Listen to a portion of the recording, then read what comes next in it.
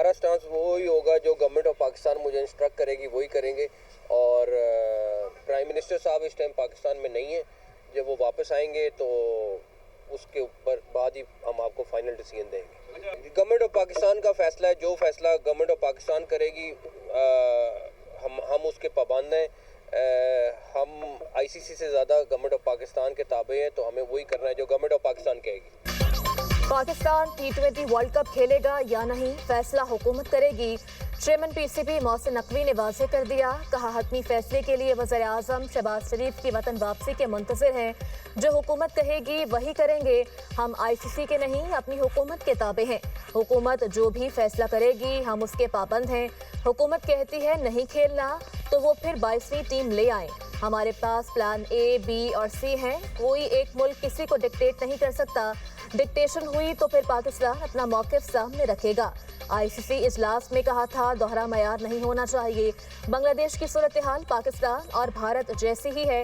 पाकिस्तान और भारत को hybrid model की इजाज़त है तो बांग्लादेश को क्यों नहीं। बांग्लादेश को हर सूरत वर्ल्ड कप में खिलाना चाहिए। खिलाड़ियों से फ्रॉड हुआ है, राब्ता करेंगे तो मसला हल करेंगे।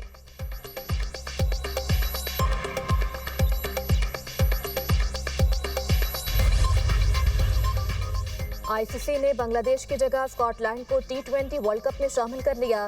क्रिकेट वेबसाइट के मुताबिक स्कॉटलैंड को ग्रुप C में इटली, नेपाल, वेस्ट इंडीज और इंग्लैंड के साथ रखा गया है।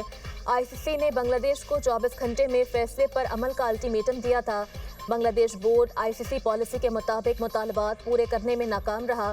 T20 वर्ल्ड कप 2026 भारत और श्रीलंका में 7 फरवरी से शुरू होगा।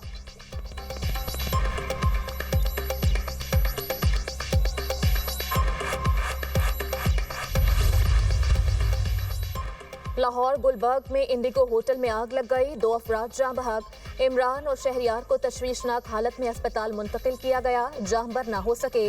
रियाज नामी शहरी ताहाल लापता, इमदादी कार्रवाइयाँ जारी। चीफ सेक्रेटरी पंजाब जाहिद जमान ने बताया आग इंडिगो होटल की बेसमेंट में लगी। इमारत से 180 अफराद को रेस्क्यू किया गया।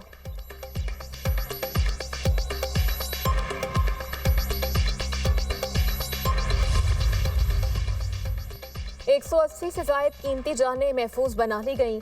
वज़ीर आला पंजाब मरियम नवाज का एक्स पर पैगाम, कहा बेसमेंट में फंसे शहरी को बाहिफाजत निकालने के लिए तमाम दस्तयाब वसाइल बरूए कार लाए जा रहे हैं। आग लगने की वजह मालूम कर ली गई, सूरत हाल काबू में है।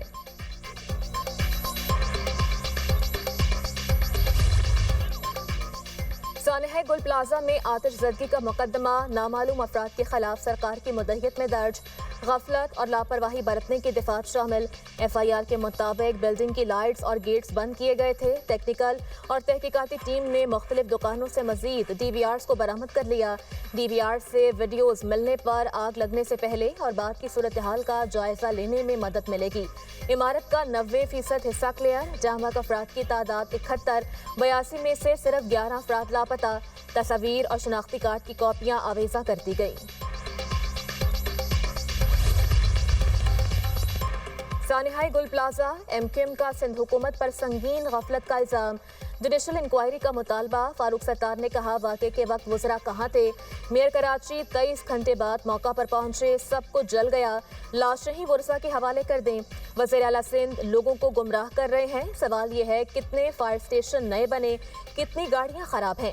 खालिद मकबूल सिद्दीकी बोले ये वाज़ेह नहीं हो सका आग लगी या लगाई गई। MQM ने कभी 18वीं तरमीम रोल बैक करने की बात नहीं की। अगर कराची घुटनों पर बैठा तो पूरा पाकिस्तान बैठ जाएगा।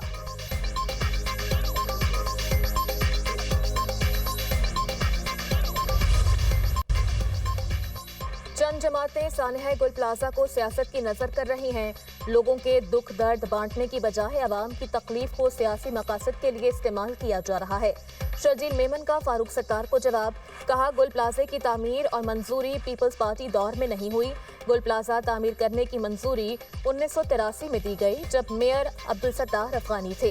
इब्तदाई नक्शे में बेसमेंट और 2 मंजिलों की इजाज़त दी गई। गुल प्लाजा से मुताल्लिक तमाम बेज़ाब्तगियों को 2003 में बाकायदा तौर पर रेगुलराइज किया गया। उस वक्त कराची के मेयर नेमतुल्ला खान थे। गुल प्लाजा के तमाम कानूनी इंतजामी फैसले जमात इस्लामी की क़यादत में बल्दियाती हुकूमतों के तहत किए गए। इस मामले को सियासी रंग देना हक़ाइक़ को मस्ख़ करने के मुतरादिफ है।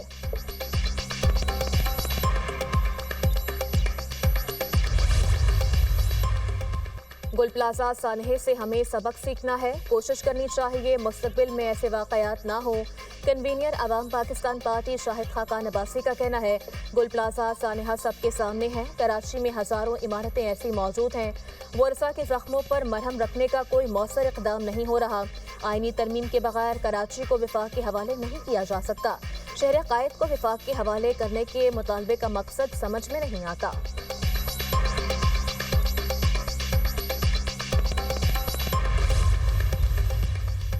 वसाइल पर काबिज अशराफिया अवाम को हक देने को तैयार नहीं। गले सड़े निज़ाम से जान छुड़वाए बगैर मुल्क आगे नहीं बढ़ सकता।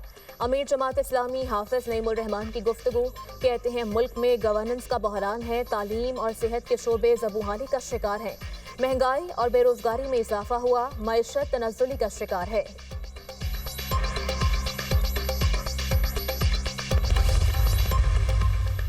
कराची नाजिमाबाद में गत्ते की फैक्ट्री में लगी आग बुझाती गई। फायर ब्रिगेड की कई गाड़ियों ने आग पर काबू पाया।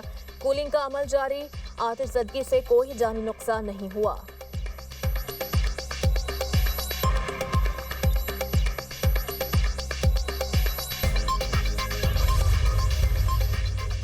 नायब वज़ीर-ए-आज़म इसहाक डार का दौरा मुत्तहिदा अरब अमारात। यूएई से $3 अरब कर्ज पर बातचीत जारी।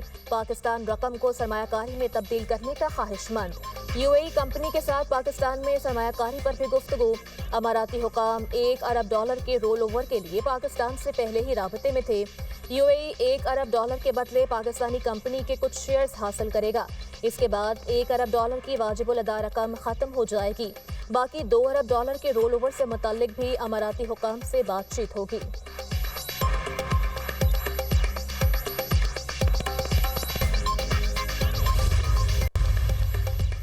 अफगान तालिबान का नाम नेहाद दस्तूर तबकाती तकसीम पर मबनी इंसानी हुकूक और गुलामी का मुसव्वदा।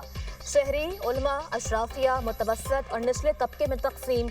बागियों को नाकाबिले इस्लाह करार देकर कत्ल की राह हमवार। तालिबान पर तनकीद काबिल सजा जुर्म। अफगानिस्तान के मीडिया ने मुल्की सूरत हाल का भांडा फोड़ दिया। तबकाती तकसीम मजीद बढ़ गई। तालिबान क़यादत की तौहीन पर 20 कौड़े और 6 माह कैद होगी। इंसानी हुकूक की तंजीम रवादारी के मुताबिक मावराए अदालत कत्ल, खवातीन और बच्चों के खिलाफ तशद्दुद के खतरात बढ़ गए। डॉक्यूमेंट जाहिर करती है अफगान अशराफिया को अदालती इस्तिस्ना हासिल, जबकि गरीब तबका बदतरीन जबर का शिकार है।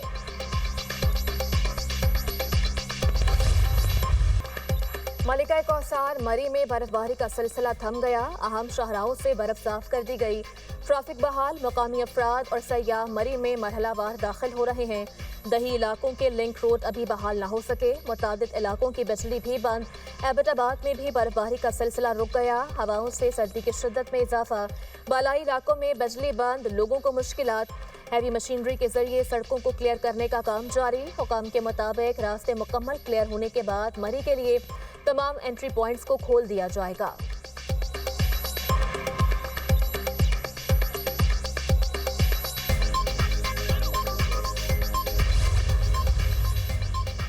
बाग आज़ाद कश्मीर में बर्फबारी से बंद सड़कें खोली जा रही हैं।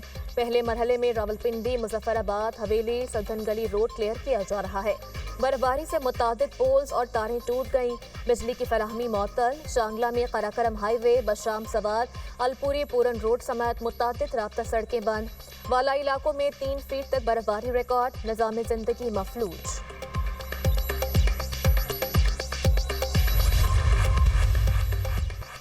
पीटीआई ने अमन खराब करने के लिए 8 फरवरी को एहतजाज की कॉल दी। कोऑर्डिनेटर इत्तलात बराए केपी इख्तियार वली की तनकीद।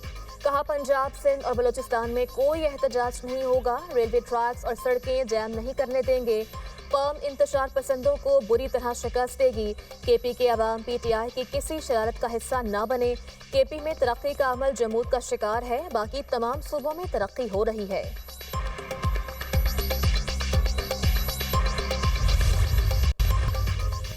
नायब वज़ीर-ए-आज़म इसहाक डार को ईरानी वज़ीर ख़ारजा अब्बास अराग़ची का टेलीफोन। दोनों रहनुमाओं के दरमियान इलाकाई और आलमी उमूर पर तबादले ख्याल। तर्जुमान दफ्तर ख़ारजा के मुताबिक ईरानी वज़ीर ख़ारजा का यूएन में पाकिस्तान की हिमायत पर इज़हार तशक्कुर। इंसानी हुकूक काउंसिल में ईरान से मुताल्लिक़ करारदाद पर पाकिस्तान के मौक़िफ़ को सराहा।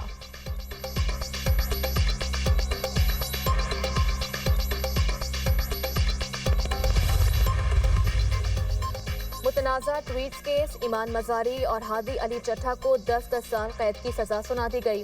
District and session court Islamabad ने केस का फैसला सुना दिया। ईमान मज़ारी और हादी अली चट्ठा ने आज अदालती कार्रवाई का बॉयकॉट किया था।